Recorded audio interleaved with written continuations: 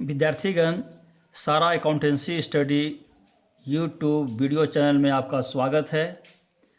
आज विद्यार्थीगण मैं आप लोगों को नॉन प्रॉफिट ऑर्गेनाइजेशंस का बैलेंस शीट कैसे बनता है, मैं उसी की जानकारी आज आप लोगों को देने जा रहा हूं।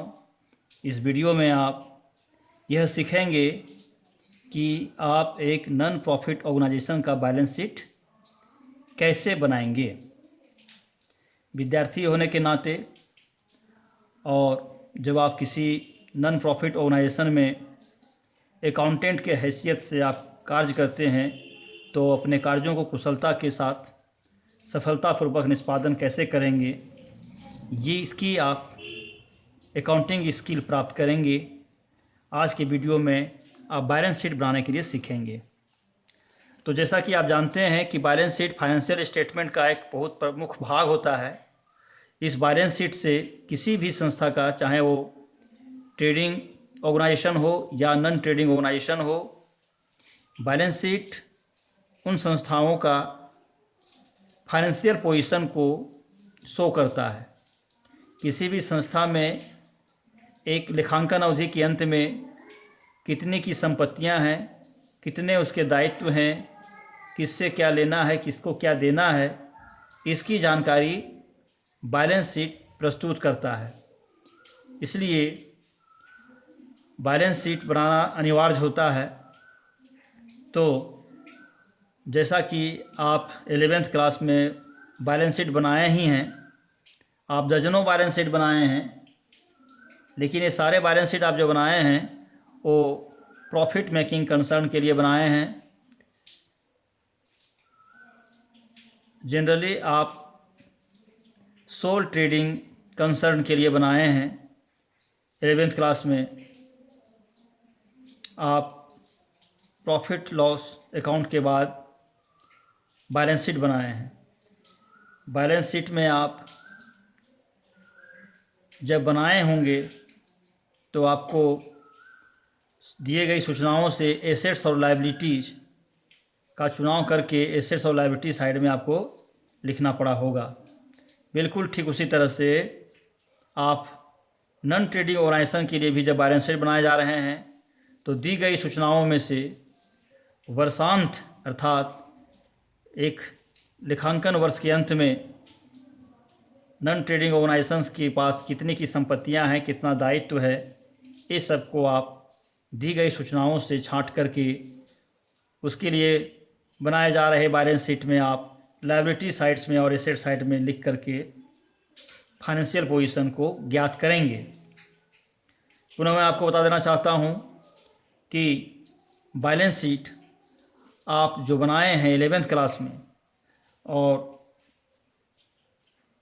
अधिकांश बैलेंस शीट आप सोल ट्रेडिंग कंसर्न के लिए बनाए थे तो हॉरिजॉन्टल फॉर्मेट में ही बनाए थे।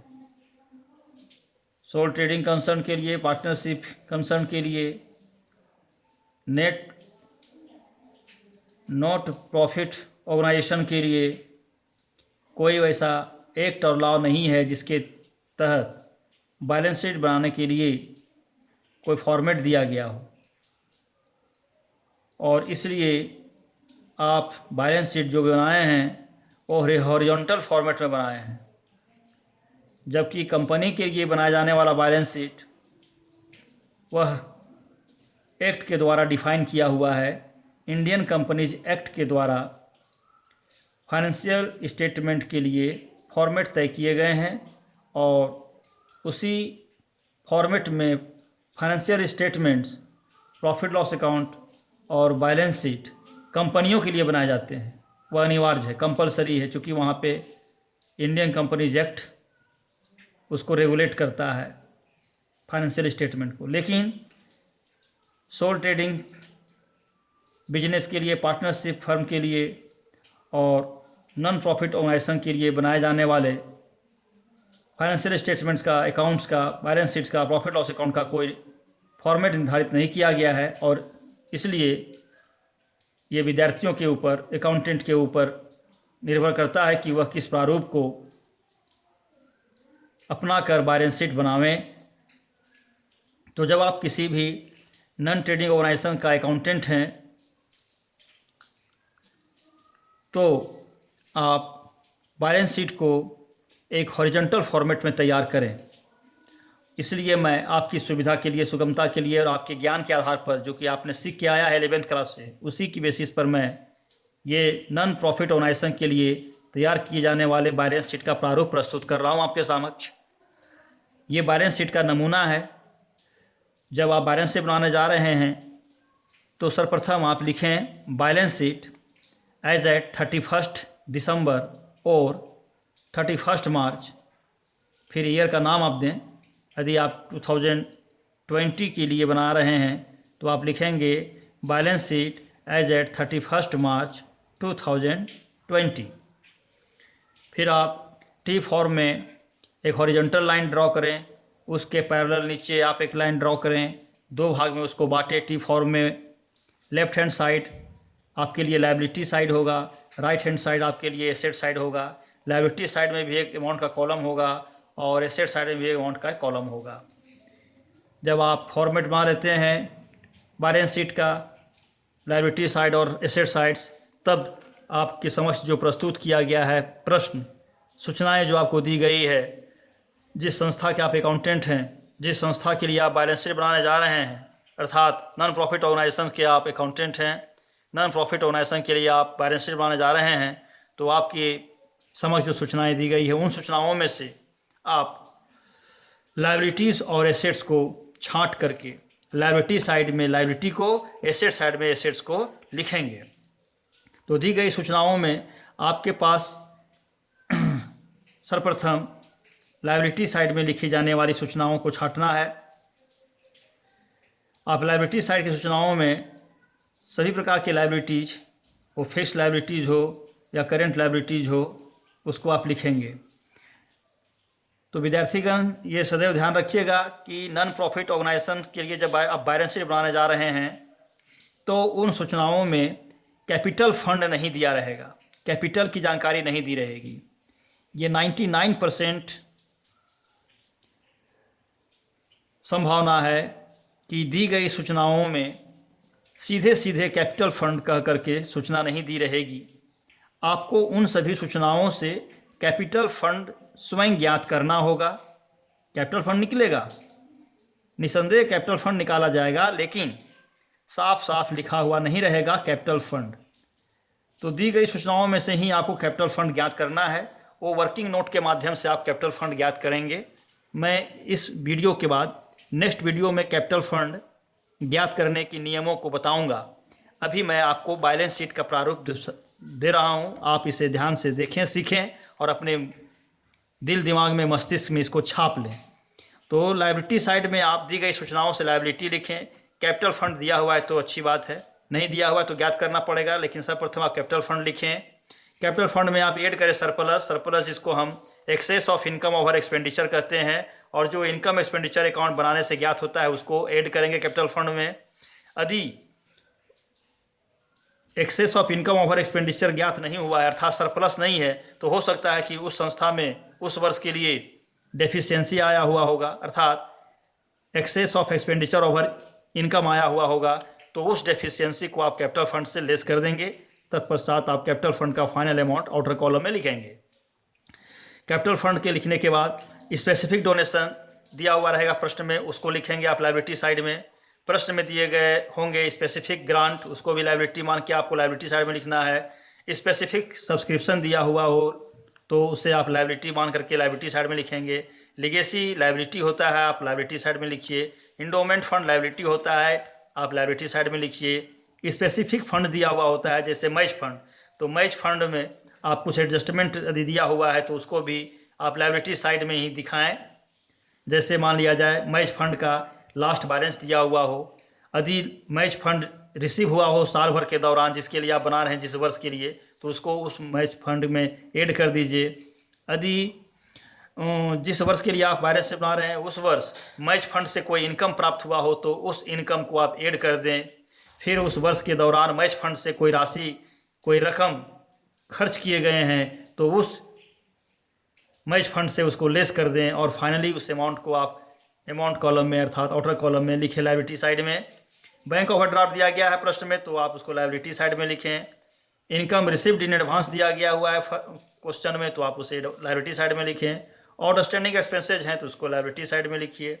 क्रेडिटर्स हैं तो उसे भी आप लायबिलिटी साइड में लिखिए। लायबिलिटी साइड में सारे लायबिलिटीज़ को आप छांट करके जब एंट्री कर देते हैं तो आप आइए एसेट साइड में। दिए गए सूचनाओं से आपको एसेट्स का चुनाव करना है और सारे एसेट्स को आप एसेट साइड में लिखें।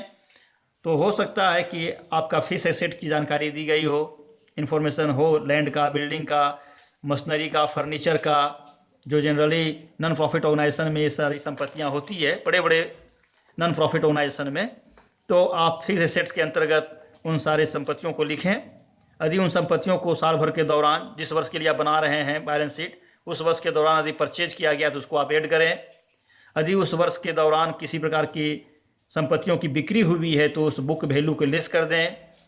तत्पश्चात साल भर में कोई डिप्रिसिएशन हुआ है फिक्स एसेट्स में, फर्नीचर में, बिल्डिंग में, तो उसको लेस कर दें और फाइनली अमाउंट को आउटर कॉलम में आप दिखाएं। कंज्यूमेबल स्टोर या कंज्यूमेबल आइटम या कंज्यूमेबल मटेरियल का स्टॉक हो, क्लोजिंग स्टॉक, तो आप उसको भी अमाउंट कॉलम में लिखें। इसके लिए ज़रूरी है कि कंज्यूमेबल मटेरियल में थोड़ा एडजस्टमेंट करना होगा। प्रश्न में दिया रहता है last balance of consumable material दिया हुआ है, आप उसको लिखें, उसमें ऐड करें परचेज ड्यूरिंग द ईयर। यदि कोई कंज्यूमेबल मटेरियल का साल भर के दौरान परचेज हुआ है उसको जोड़ दें। फिर यदि साल भर के दौरान कंज्यूमेबल मटेरियल का कंजप्शन हुआ है, उपयोग हुआ है, खर्च हो गया है, तो उसको लेस कर दें। तत्पश्चात बचे हुए को हम closing stock of consumable store कहते हैं, उसको आप आउटर कॉलम में लिखें। एक्रूड इनकम है, यदि दिए गई सूचनाओं में एक्रूड इनकम हो सकता है लास्ट ईयर का, आप उस लास्ट ईयर के एक्रूड इनकम में accrued income receive during the year को लेस कर दें यदि दिया हुआ है तो। फिर यदि साल भर के दौरान का कोई इनकम प्राप्त न हुआ हो, छूट गया हो, एक्रूड हुआ है, तो उसको आप फिर जोड़ दें और फाइनली आप आउटर कॉलम में लिखें एक्रूड इनकम के हेडिंग में। प्रीपेड एक्सपेंसेज है दी गई सूचनाओं में, तो आप उसको एसेट साइड में लिखें। कैश एट बैंक दिया हुआ है क्लोजिंग बैलेंस, तो उसको आप एसेट साइड में लिखें। कैश इन हैंड का भी क्लोजिंग बैलेंस दिया हुआ है तो उसे भी आप एसेट साइड में लिखें। और इस प्रकार दी गई सूचनाओं में से आप सभी एसेट्स को एसेट साइड में पोस्टिंग कर दिए, सभी लायबिलिटीज़ को लायबिलिटी साइड में पोस्टिंग कर दिए। तत्पश्चात आप ऐड कीजिए दोनों ही साइड को, लायबिलिटी साइड के अमाउंट कॉलम को और एसेट साइड के अमाउंट कॉलम को आप ऐड करें। आपका दोनों साइड का अमाउंट इक्वल आना चाहिए। ये प्रूफ करता है कि आपके द्वारा बनाए गए बैलेंस शीट सही है लगभग। तो समझें, यदि दोनों अमाउंट कॉलम के टोटल बराबर आते हैं तो आपका बैलेंस शीट एक्यूरेट माना जाता है। यदि दोनों साइड इक्वल नहीं आ रहा है तो कहीं ना कहीं आप भूल किए हैं, मिस्टेक हुआ है। तो इस मिस्टेक को आप पुनः अपनी जानकारी के आधार पर सुधारने का कोशिश करें और दोनों ही अमाउंट कॉलम के बराबर बराबर अमाउंट होनी चाहिए बैलेंस शीट के एक्यूरेट बनने की, बैलेंस शीट के एक्यूरेट बनने का प्रमाण है। इस प्रकार जब आप बैलेंस शीट बना लेते हैं तो संस्था का ये बैलेंस शीट संस्था के लिए एसेट्स और लायबिलिटीज़ के पोजीशन को बताता है। विद्यार्थीगण, आपको मैंने बैलेंस शीट का आज वीडियो प्रस्तुत किया आपके समक्ष। आप इसे देखें, सुने, पढ़ें, समझें। आप अपने ज्ञान को, बैलेंस शीट बनाने के ज्ञान को इनरिच करें और अपने मित्रों को, सहपाठियों को, कॉमर्स के स्टूडेंट्स को, अकाउंटेंसी के स्टूडेंट को और जो अकाउंटिंग स्किल बनाना चाहते हैं उन सभी को आप शेयर करें।